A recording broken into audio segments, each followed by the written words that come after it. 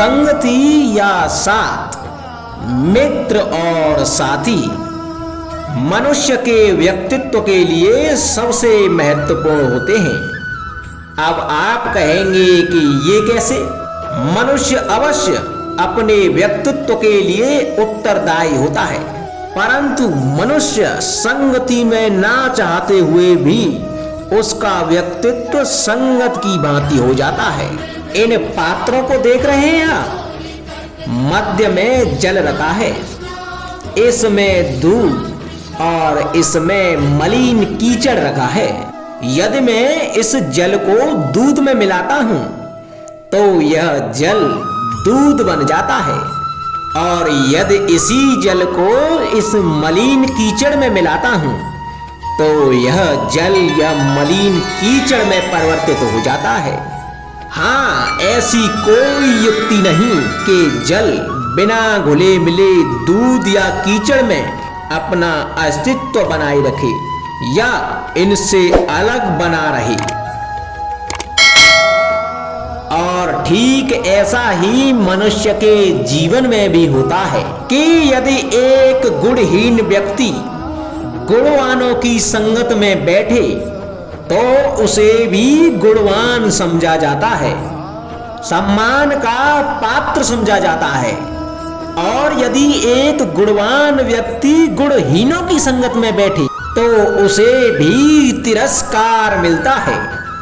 इसलिए अपने जीवन में संगति सोच समझकर सावधानी से चुनिएगा।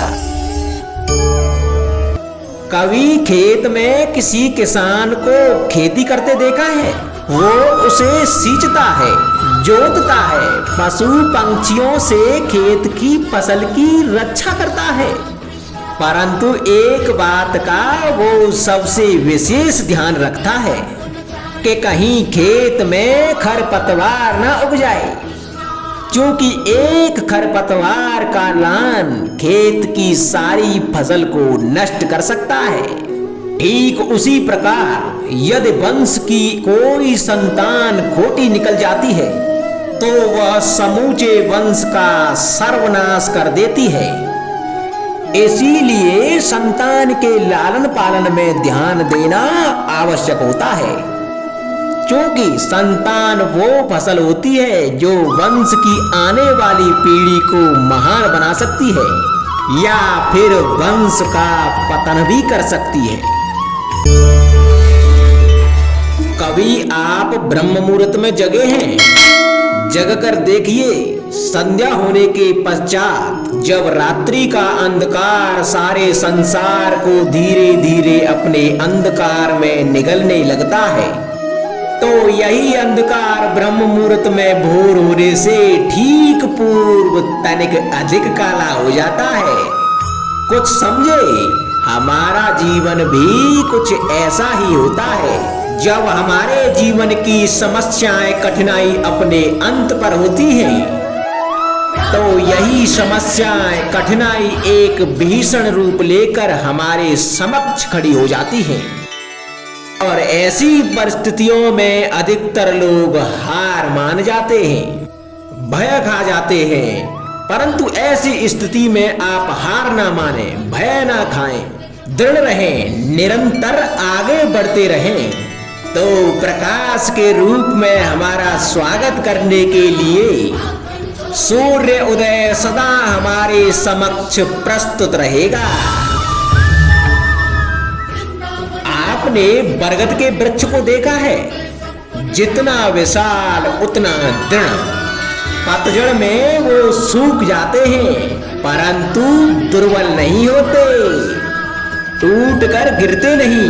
और उसके विपरीत दलदल में उपजे वृक्षों को देखें, वो दिखने में तो हरे भरे होते हैं, परंतु इतने दुर्बल होते हैं कि जल धारा के हल्के से वेग से वो गिर जाते हैं। परंतु ऐसा क्यों होता है? इसका कारण है जड़ें। जिसकी जड़ें दृढ़ भूमि में है वो हर चक्रवात, हर अफवाह को सह लेता है। जो दलदल में है वो स्वयं की जड़ों को दुर्बल बना लेता है। कुछ ऐसा ही मनुष्य भी होता है। जो अधर्म, कुकर्म, असत्य की धरा पर उपजा है, वो कठिन समय की एक मार भी नहीं सह पाता।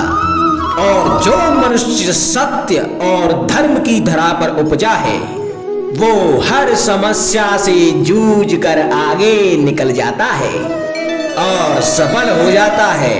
अब आप पर निर्भर करता है कि आप क्या बनना चाहते हैं। हमारे जीवन में मित्र और शत्रु बड़ा ही महत्व रखते हैं। यदि गंभीरता से सोचा जाए तो ऐसा कोई क्षण नहीं जब हम अपने मित्रों के बारे में ना सोचते हों या फिर शत्रुओं के बारे में। हमारा हर कार्य या तो हमारे मित्रों के हित के लिए होता है या फिर हमारे शत्रुओं के अहित के लिए। हम हर स्थान या तो अपने मित्रों के साथ होते हैं या फिर अपने शत्रुओं के साथ।